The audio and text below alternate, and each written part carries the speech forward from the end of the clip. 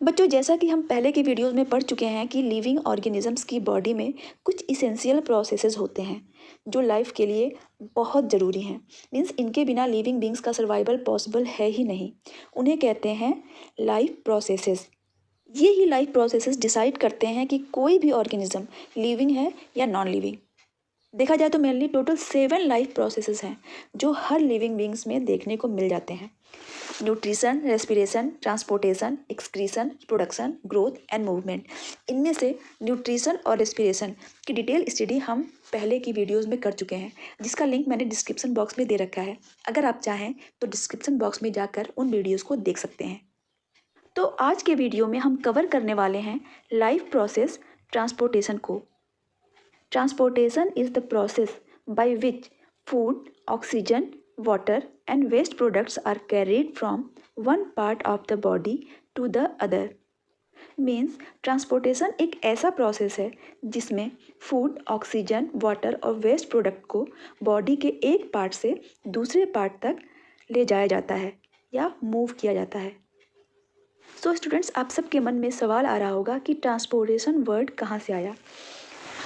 Transportation word आया है transport शब्द से, जो आप डे टू डे लाइफ में इस्तेमाल करते हैं या फिर लोगों को ट्रांसपोर्टेशन शब्द का इस्तेमाल करते हुए सुना होगा।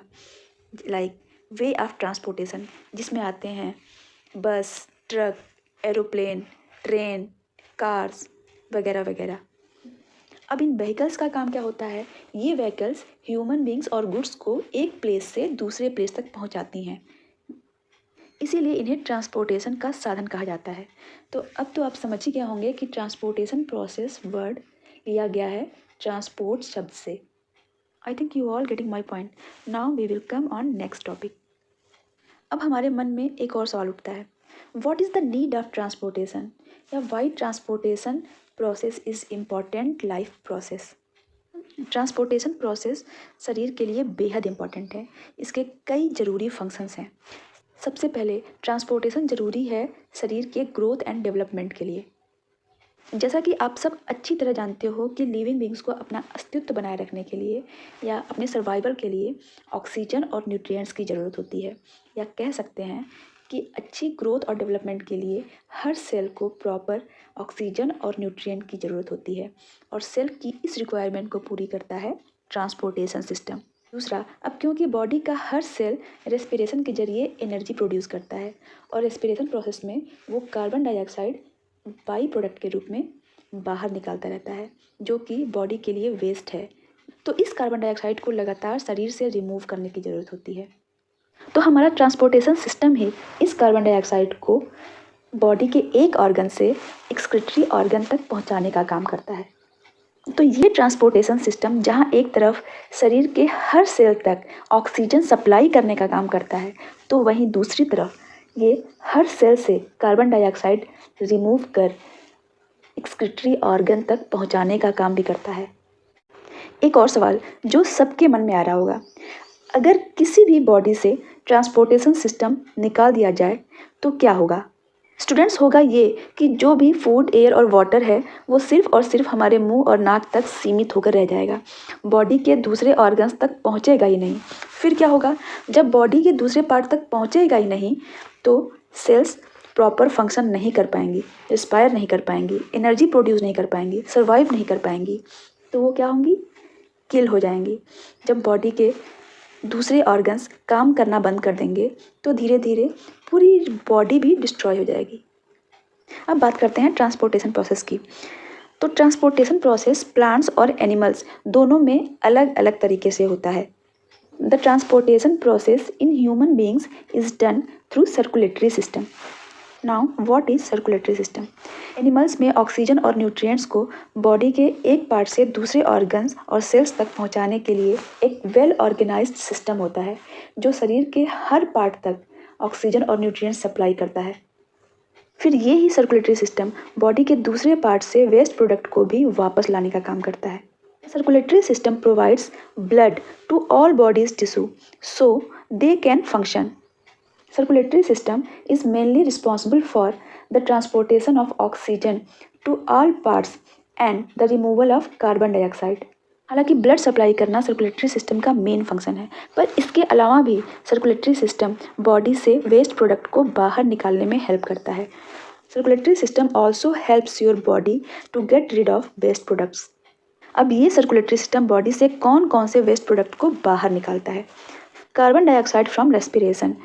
During respiration process cells remove carbon dioxide as a by product. उस बाई प्रोडक्ट को शरीर से बाहर निकालने में कौन हेल्प करता है? Circulatory system during exhalation. Second, other chemical by products from your organs. जैसा कि हर बॉडी ऑर्गन का अपना अलग अलग फंक्शन है, उस फंक्शन को परफॉर्म करने के लिए ऑर्गन में कुछ केमिकल रिएक्शंस होते हैं, जिसमें कुछ प्रोडक्ट्स बनते हैं जो कि यूजफुल होते हैं और कुछ नॉन यूजफुल बाई प्रोडक्ट्स बनते हैं। वो केमिकल बाई प्रोडक्ट्स को सर्कुलेटरी सिस्टम बॉडी से रिमूव करने का काम करता है। Third, waste from things you eat and drink. जैसा कि आप सब जानते हो, हम जो कुछ भी खाते या पीते हैं उसका डाइजेशन होता है। डाइजेशन प्रोसेस में न्यूट्रिएंट्स को एब्जॉर्ब कर लिया जाता है।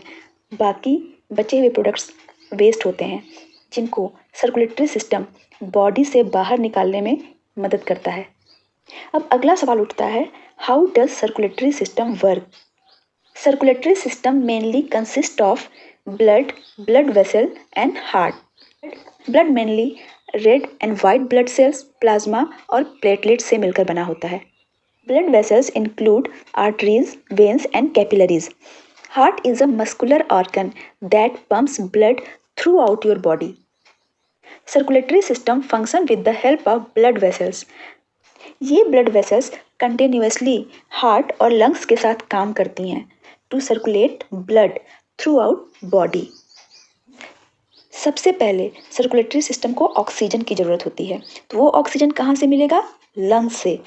इसके लिए सर्कुलेटरी सिस्टम लंग्स में ब्लड पंप करता है, और ब्लड पंप करने का काम किसका है? हमारे हार्ट का। तो जब ब्लड लंग्स में पंप होता है तो ऑक्सीजन ब्लड में जाता है, जिसे ऑक्सीजनेटेड ब्लड कहते हैं।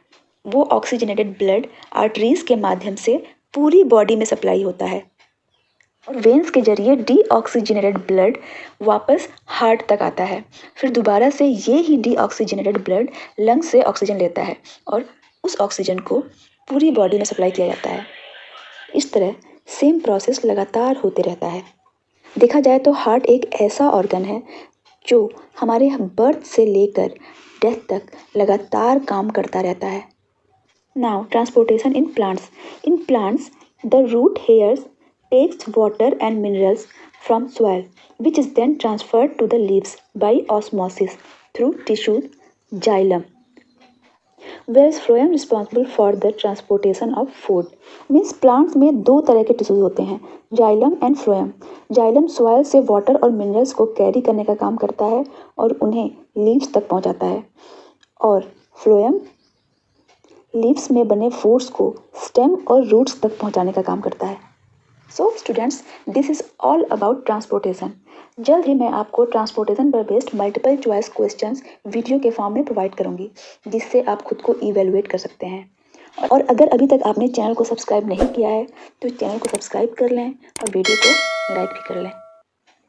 10th क्लास बायोलॉजी के बेसिक कॉन्सेप्ट्स को क्लियर करने के लिए आप हमें फेसबुक और इंस्टा पर भी फॉलो कर सकते हैं, और अपने डाउट्स को कमेंट करके क्लियर कर सकते हैं, क्योंकि मैं हर रोज़ अपना इनबॉक्स ज़रूर चेक करती हूँ।